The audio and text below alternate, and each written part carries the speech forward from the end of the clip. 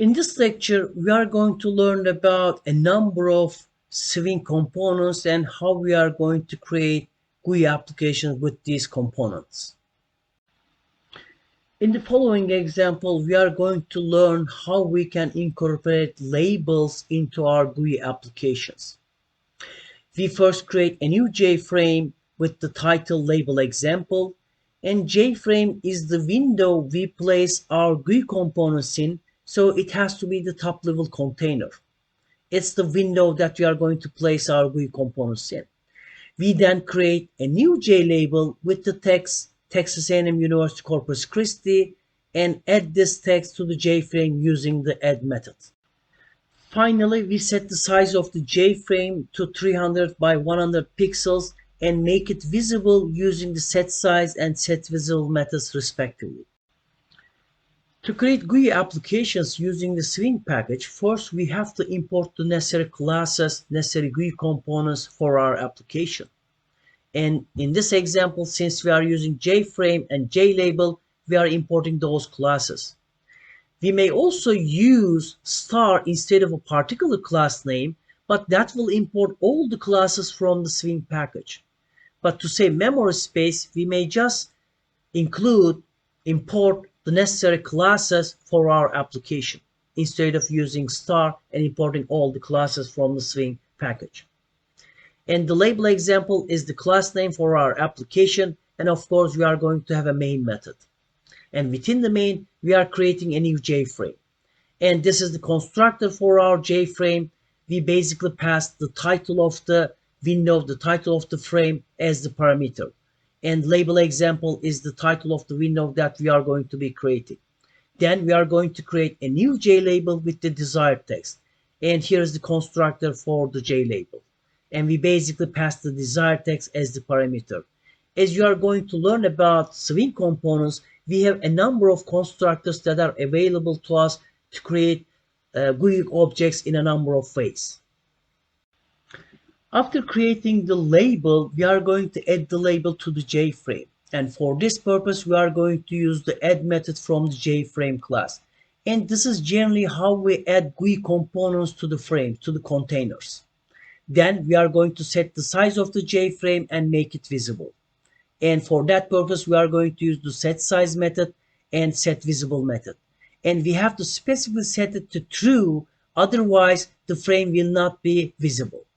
Now, for programmers who are new to GUI programming, they generally assume that when they create the frame, when they create the window, it will be visible, but that's not the case. We have to specifically set visible to true so that our window, our frame will be visible when the application starts. And this is the output of our application. Now the title of the window, the title of the frame is label example. And remember that this was what we passed as a parameter to the JFrame constructor. And this is the label that we have in our frame. And this is the text that we want to be showing to the user. And this frame, this window comes with various functionalities such as minimize, maximize, and close. It's also possible for labels to display pictures, and this is done through a component called image icon. Now, in this modified code, we first create a new JFrame with the title image label example. We then create a new image icon with the desired image URL, uniform resource locator, and use it to create a new JLabel. Finally, we add the JLabel to the JFrame, set the size of the JFrame to 500 by 250 pixels, and make it visible. In the modified application, we are going to import the image icon class from the Swing package, in addition to the classes that we have imported before, such as JFrame and JLabel. We have the main method, and within the main, we are going to create a new JFrame. And this is the constructor for the JFrame, and this will be the title of the frame, the title of the window. Then we are going to create a new image icon with the desired image URL, uniform resource locator. And this is the constructor for the image icon. We basically pass the name of the image file to the constructor. Now this uses the relative path, so the image has to be in the same folder, in the same location with the Java class files. We may also use absolute path for the image file locations. Then we create a new JLabel with the image icon, and this is the constructor. If we compare to the previous example, we are going to see that instead of a text, we pass an icon, an image file to the JLabel. As you are going to see with most Swing components, we have a number of constructors that are available to us, so we may create different versions of GUI components, GUI objects. And then we are going to add the label to the JFrame using the add method. Then we are going to set the size of the JFrame and make it visible. Set size 500 by 250 and set visible true. And this is the output of the modified application. This is the title of the window, title of the frame, and this is the label. As you can see, instead of a text, we have an image for the label. Now let's learn about another Swing GUI component, JTextField. Text fields are a type of Java Swing component that allows the user to enter and edit text. Text fields are represented by the JTextField class in the Java Swing package. Text fields can be created using the default constructor or a constructor that takes an initial text value and the width in columns. Text fields can be added to containers like JPanels, JFrames, or other container components using the add method. Text fields can be used to input and retrieve data in a graphical user interface, such as usernames, passwords, numeric values, or other information. And text fields can be used in combination with labels, buttons, and other components to create forms, search boxes, chat applications, and other user interface elements. In the next example, we create a new JFrame with the title text field example. We then create a new JPanel with a 2x2 grid layout, which we use to organize two JLabels and two JText fields. The first JLabel asks the user to enter their A number, while the second JLabel asks them to enter their island ID. The corresponding JText fields allow the user to enter their information as text. We then add the labels and text fields to the panel and add the panel to the JFrame. Finally, we set the size of the JFrame to 300 by 100 pixels and make it visible. And here's the implementation for our application. First, we are going to import the necessary classes from the Swing package, such as JFrame, JLabel, JPanel, JTextField. And we are also going to import the grid layout, but not from the Swing package, but from the AWT package. Remember that AWT is one of the GUI packages in the Java language, and it's actually the first GUI package in the Java language. And the class name for our application is TextField example, and of course we will have a main. And within the main, first we are going to create a new JFrame, and this is the constructor. And the title of our frame, the title of our window will be TextField example. Now we are going to create a new JPanel with a 2x2 grid layout, and this is the constructor for it. The JPanel takes a layout as a parameter for its constructor. Now, this is an anonymous object. We do not have a name for this grid layout because we have not created earlier. And we may use this notation in various GUI applications since we are not going to reference this grid layout using its name. And then we are going to create two JLabels and two JTextField. And these are the constructors for the JLabels. And I have label 1 and label 2. Then I have TextField 1 and TextField 2. Now, the TextField constructor does not take any parameters, and we have a number of other constructors that we may pass different parameters. But in this case, we are not passing any parameters, so we basically want a text field.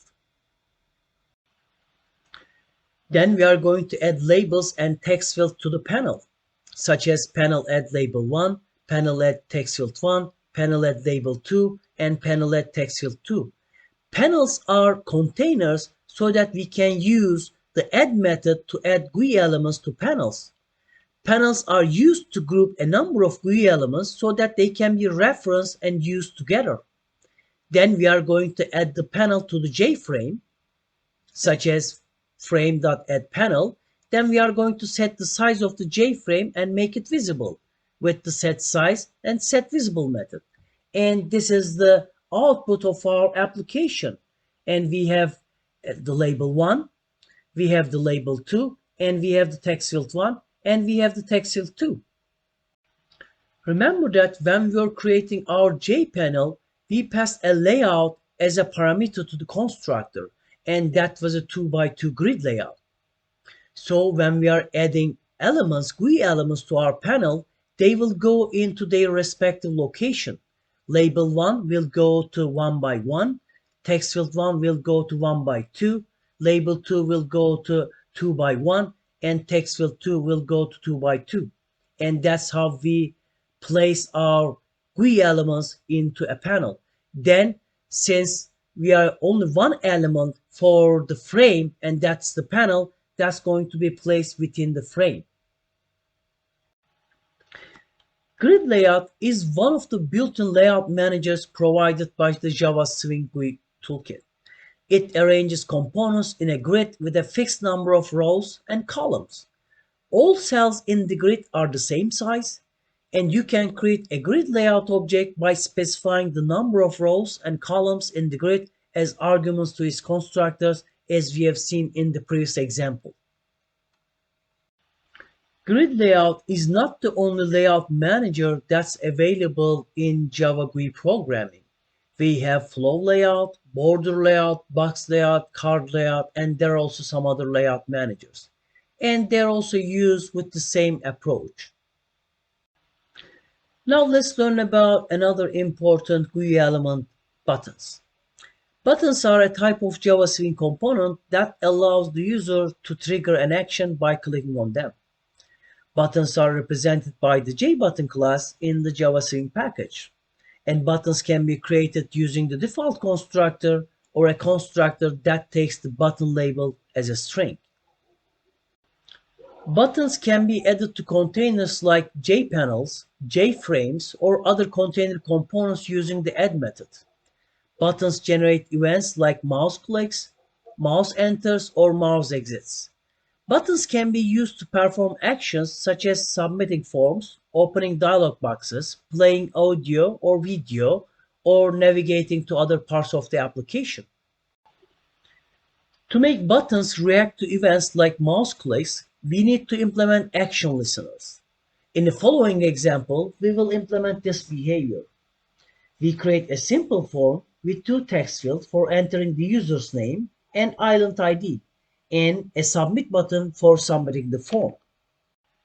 When the user clicks the submit button, an action event is generated and handled by the action performed method, which retrieves the text from the name and ID fields and displays a welcome message using a JOption pane dialog box.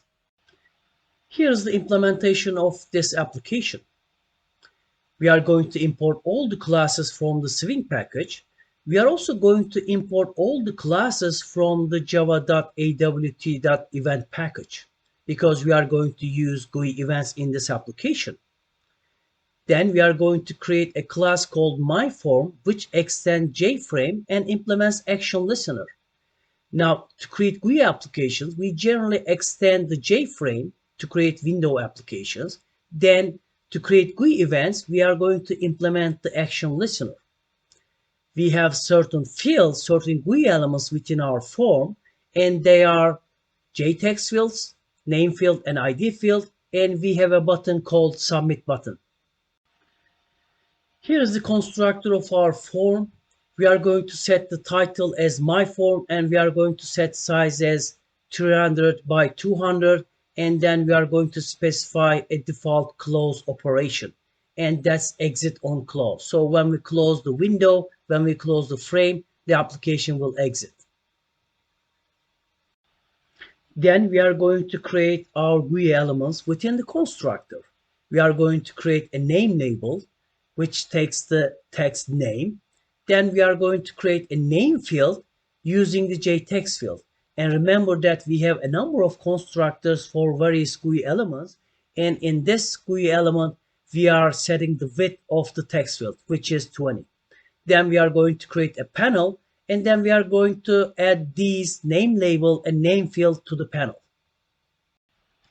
After the name field, we are going to create the ID field, and we have a J label called ID label, which has a text island ID.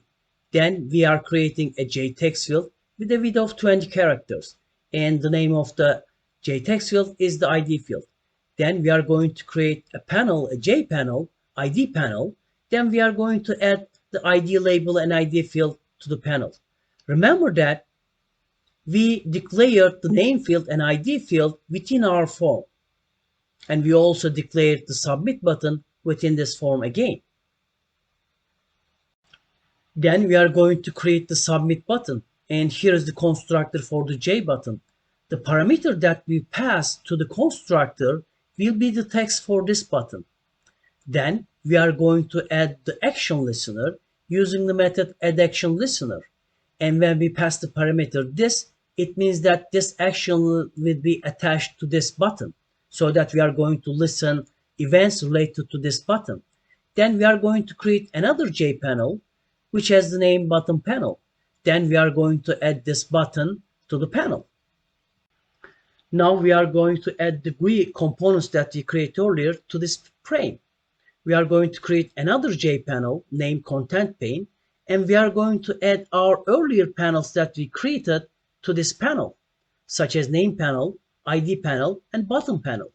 The order that we add these elements to the panel is the order that we are going to see on the frame. And then using the setContentPane method from the frame, we are going to attach this panel to the frame. The basic idea is that we can attach GUI components to containers. Then we can attach containers to containers. So we can have a hierarchy of elements within our GUI application. When the user clicks a button in our application, it will create an event. And we have to specify what will happen when this event occurs. And that's called event handling in Java GUI programming.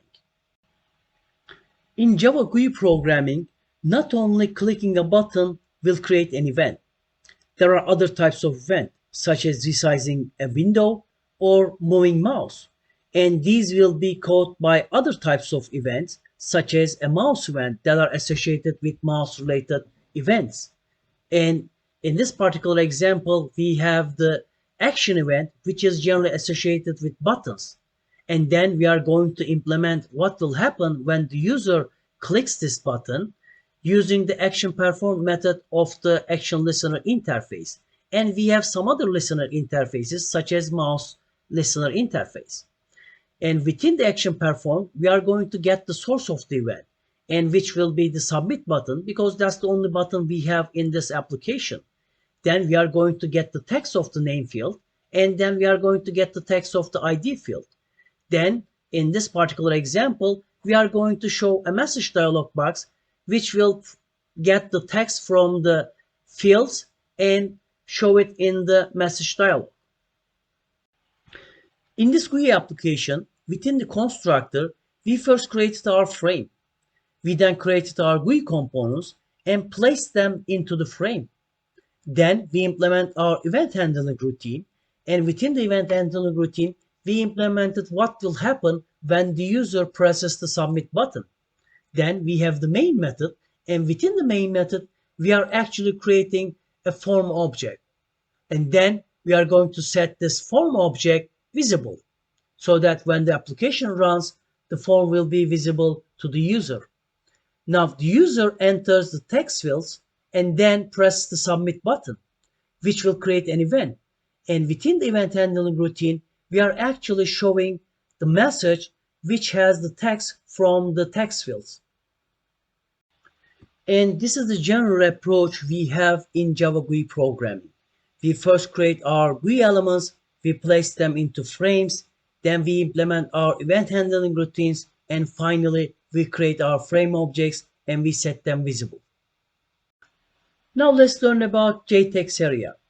JText area is a multi-line area for displaying and editing text in a Java Swing GUI application. It's a subclass of JText component, which means it supports the same methods for manipulating text as other text components in Swing, such as JText field. JText area can display plain or styled text and supports line wrapping and scrolling to handle large amounts of text. You can set the font, color, and other display properties of the text in a JText area using the setFont and setForeground methods, among others. You can add listeners to a JText area to handle user input, such as key presses or mouse clicks.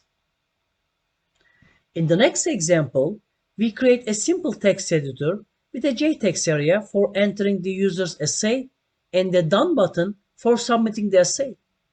When the user clicks the Done button, an action event is generated and handled by the actionPerformed method, which retrieves the text from the text area and displays a thank you message using a JOption pane dialog box. Note that we also add a JScroll pane to the text area to handle large amount of text. JScroll pane is a Swing component that provides scroll bars for displaying the contents of another component that may be too large to fit within a fixed area. JScroll pane can be used to provide scrolling functionality for any type of content, including text, graphics, and interactive components. And here's the implementation for the text editor. First, we are going to import the necessary classes from the related packages such as Java Swing, Java AWT, Java AWT event. And the class name is myEditor, which extends the JFrame and implements the action listener. And we declare certain GUI elements such as the text area and the Done button. And within the constructor of the frame, we are going to set the title as myEditor. Then we are going to set the size, and then we are going to set the default close operation, which is exit on close. So when the frame is closed, the application will exit. Then we are going to create the text area, and here's the constructor for the JText area, which takes the size, such as rows and columns, as the constructor parameters. Then we are going to create a JScroll pane named scroll pane. And as the constructor parameter, we are going to pass the text area. Now we are going to create the Done button. The text on the button will be done because that's the parameter we pass to the JButton constructor. Then we are going to add the action listener using the add action listener, and we are going to attach this action listener to the button. Then we are going to create the button panel, and then we are going to add the button to the button panel. Now we are going to add the components to the frame. First, we are going to create a JPanel named Content Pane. Then we are going to set the layout for this content pane. And the layout manager that we are going to be using is the border layout. The border layout has locations such as north, south, east, west, and center. And when we are going to add these GUI elements such as scroll pane and button panel, we are also going to specify their locations within the layout. So the scroll pane will be centered and the button panel will be placed on the bottom of the frame. And then we are going to set the content pane as the panel that we have just created. Now we are going to implement our event handling routine. And we are going to use actionPerformed method from the action listener interface. When we cache the action event, we are going to check the source for the event. And if it's Done button, then we are going to show the message such as thank you for your essay. Remember that in our previous examples, when we have the JOption pane show message method, we were using null to indicate that it's not attached to any container. Now, in this example, we are using this, which means that this message dialog is actually attached to the frame. And finally, we are going to implement the main method. And within the main, we are going to create our editor object, and then we are going to set it visible. And here is the GUI application for the text editor. Now the user can enter their text into the text area. When they are done, they can press the done button, and then we can have a message such as thank you for your essay within the message dialog. Remember that we created a JScroll pane and associate this JScroll pane with the text area. So if the user enters a long text, if there's a need for scrolling, we can have the scroll bar to scroll for the text. Also remember that when we are adding our GUI elements to the content pane, we use the border layout. So this text area has been placed at the center, and this done button is placed at the bottom of the content pane. And here's the button. Border layout is one of the built-in layout managers used in Java GUI programming, and it divides the container into 5 areas: north, south, east, west, and center. And each area can contain at most one component, and components are resized to fill their respective areas. The center area takes up any remaining space after other areas have been sized. You can add components to a container that uses border layout by calling the add method and passing one of the constants defined in the border layout class, such as border layout node. And this is the end of module.